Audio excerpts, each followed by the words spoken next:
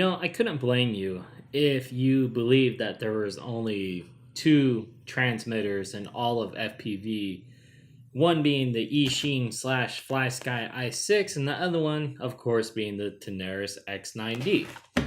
However, today we are talking about the Eachine slash Flysky i6.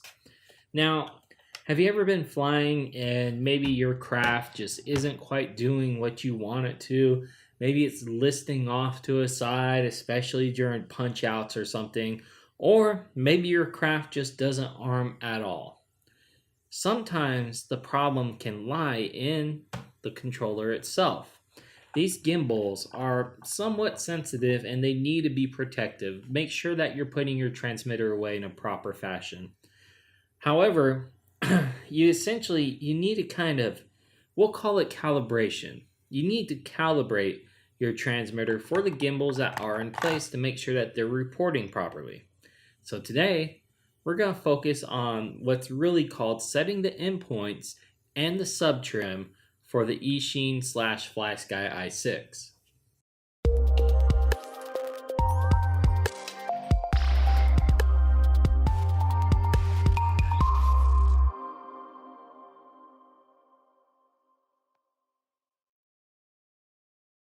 Now, have you ever gotten to that screen in LibrePilot to where it asks you to center all of your controls and then you hit next, like so? And what it wants you to do is it wants you to actually go around and go to the maximum outputs of each control. What it's doing is it's attempting to actually pick up what your endpoints and your neutral points are for you.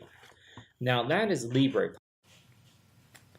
Something that you'll find is that CleanFlight really just isn't as forgiving. It does have some, options for stick minimum, stick center, stick maximum. However, by default, it really does expect you to stick to those, which means your center is supposed to be around 1500.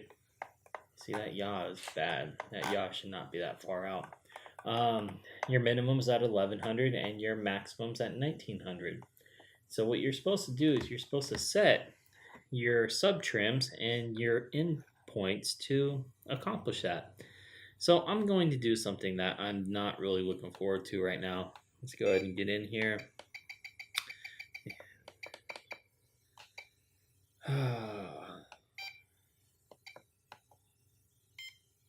All right, I am factory reset.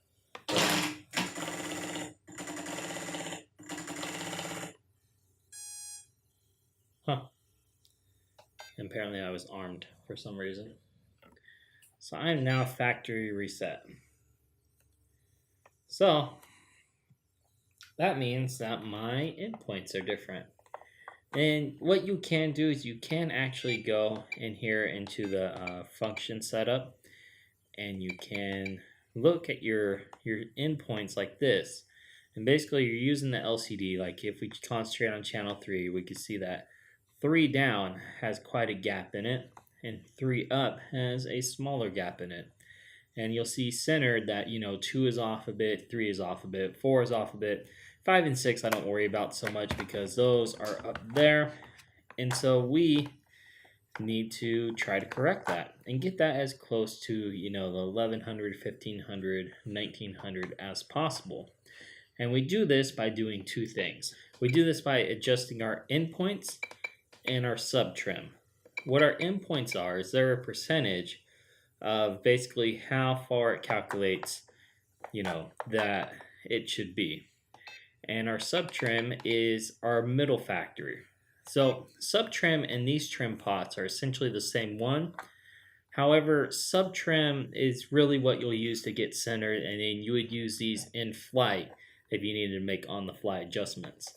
So the reason I point out CleanFlight is that this is what I really like to use more than the display to keep track of subtrims. Because I have a number. I can see that's 1082, and that is 1972. So a little low on that side, and a little high on that side. And I could just sit here and work around trying to hit that 1100 and 1500. So I'm going to work on this a bit, and I will probably time lapse it And let's see where we get to. Now, interesting things that I need to point out about the controls on endpoints are very awkward. So you have channel 1 right here. You can use up and down.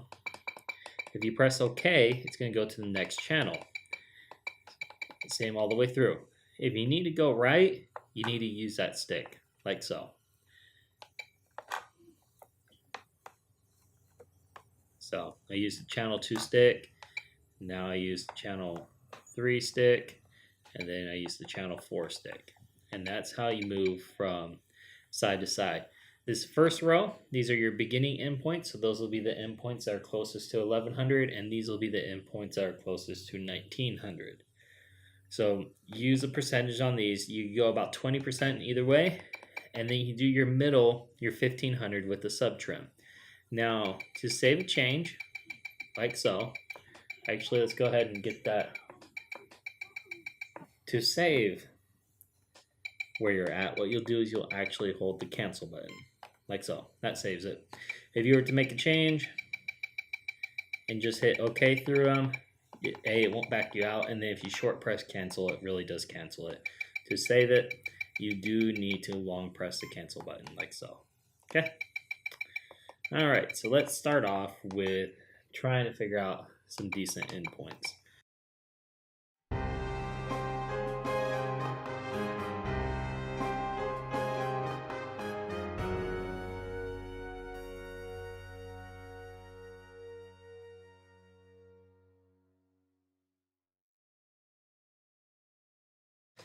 Now, what will happen is the Subtrim and the endpoints actually have somewhat of a relationship to each other. And so now that I've changed my Subtrim, my endpoints are probably a little off. So we'll go back and we'll reset those to 1100 again, 1100, 1900.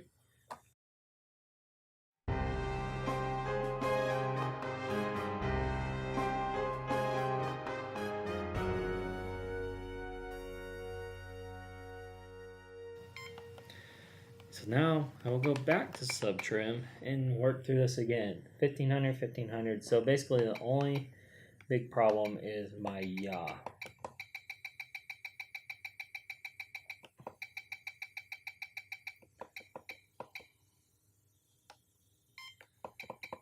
And I think it's going to be the same here. So we'll just check yaw again, which is what, 3? No, throttle's 3. This is 4.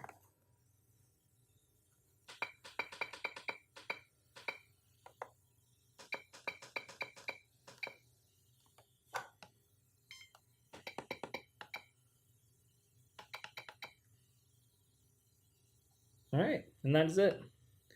So there you go. That is how you adjust Subtrim and endpoints. It is pretty important. You do need those values to stick as close to what is set as possible. Now, you can work your RC deadband around that a bit and whatnot. And what you'll probably find is that, especially with the lower quality gimbals like this, as I'm moving the throttle, the yaw is moving as well. It's not a whole lot, but it's enough that if your deadband is too narrow, that it will throw it off. So yes, especially if you're in clean fight, if you are having problems with your craft being controllable, check your endpoints, check your subtrims. That could very well possibly be what the problem is.